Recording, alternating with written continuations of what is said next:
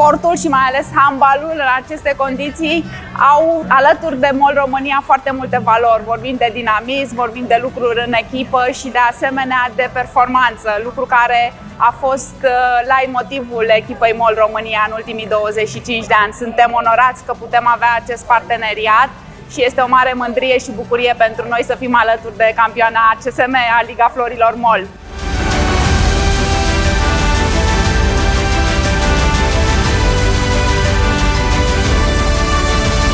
Este absolut extraordinar, nu poți să-ți imaginezi emoția pe care am simțit-o în momentul în care am mânat acea cupă către Cristina Neagu, care este și a fost de fapt desemnată de mai multe ori cea mai bună jucătoare din lume. Este incredibil să avem astfel de jucătoare în România, în campionatul Liga Florilor MOL.